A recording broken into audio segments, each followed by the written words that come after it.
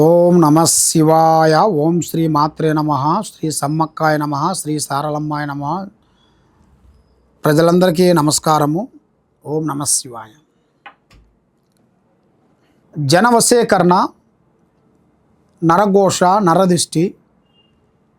మరి వశీకరణం అనగా చాలామందికి మరి వశీకరణం అంటే ఏమిటండి అని చాలామందికి చాలా సందేహాలు ఉన్నాయి.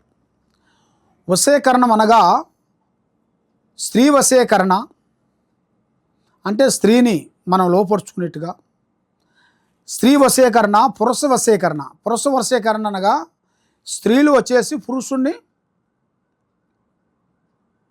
మరి ధనం మీద కూడా ఉంటుంది. ధన వశీకరణ అనగా డబ్బు గురించి చాలామంది నాకు డబ్బు రావాలి, మేము చేసే ఆఫీసులో కూడా మాకు మంచిగా డబ్బులు కలిసి రావాలనేది చాలామందికి కొన్ని ఆలోచనలు ఉంటాయి. మరి ఆఫీసులో కూడా ఉండాల్సిన బాస్ ఉంటారు పెద్ద ఆయన, మరి ఆయన కూడా ఆకర్షణ చేసుకొని వశీకరణ చేసుకుంటారు. మరి అది కూడా వశీకరణ. వశీకరణం అంటే 1, 2, 3 వశీకరణలు కావు, 105 వశీకరణలు ఉన్నాయి. ఈ 105 వశీకరణలలో మెయిన్గా వశీకరణం అనేది మనం చేసుకున్న దానివల్ల ఎదుటివాడు మన మాట విని మనకి కనెక్ట్ అయిపోతాడు.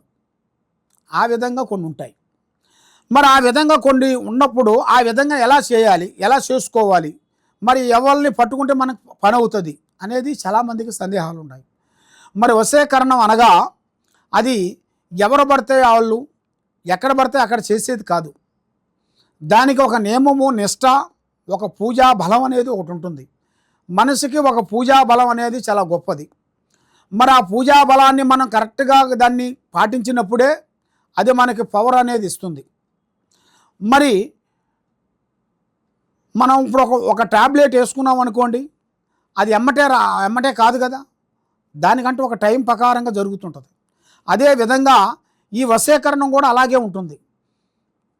ఈ వశీకరణం దానికి ఒక టైం ఉంటుంది. ఆ టైం ప్రకారంగా మనం చేసినట్టుగైతే తప్పకుండా మీరు ఏది అనుకుంటున్నారో, స్త్రీ వశీకరణ గురించి అనుకుంటున్నారో, పురుష వశీకరణ గురించి అనుకుంటున్నారో, ధన వశీకరణ గురించి అనుకుంటున్నారో, మీరు స్థాన వశీకరణ గురించి అనుకుంటున్నారో, అలాగా ఎన్నో ఉన్నాయి. మొత్తం 105 వశీకరణాలు ఉన్నాయి. మరి ఈ 105 వశీకరణాలలో మీకు ఏ వశీకరణం అనేది కావాలి, మరి ఆ వశీకరణానికి మరి మీరు ఏం చేస్తే మీకు సెట్ అవుతుంది, మరి ఆ వశీకరణం చేస్తే మీకు కరెక్ట్గా సక్సెస్ అవుతుందా కాదా, మరి అది కూడా ఉంటుంది. ఇప్పుడు వశీకరణం చేయటం అంటే ఇప్పుడు చేసేవాడికి కానీ చేయించుకునేవాడికి కానీ కొన్ని ఉంటాయి దాంట్లో.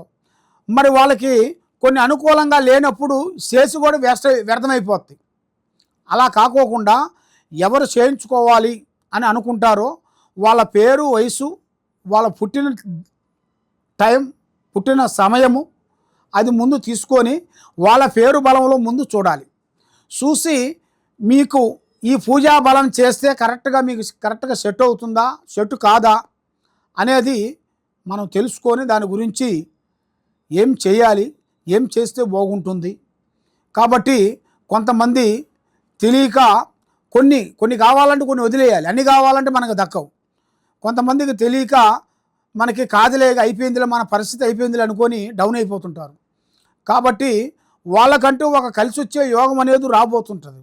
మరి అది వచ్చే యోగాన్ని మనం ముందే గ్రహించుకొని దానికి జాగ్రత్త పడి దానికి పూజా బలాలు కొన్ని చేసినట్టుగైతే ఎలాంటి సమస్య అనేది ఉండదు.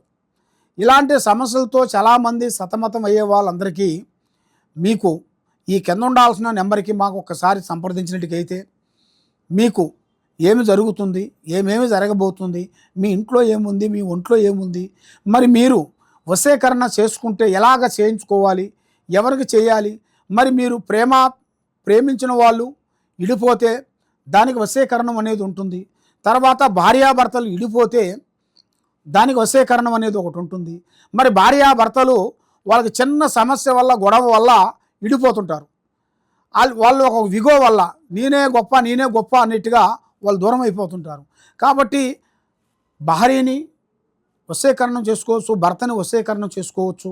మరి ఆ వశీకరణాన్ని గురించి మీరు తెలుసుకోవాలనుకునేటికైతే తప్పకుండా ఈ కింద ఉండాల్సిన నెంబర్కి మాకు సంప్రదించండి. సర్వో జనా సుఖినో భవంతు. ఓం నమ శివాయ నమః.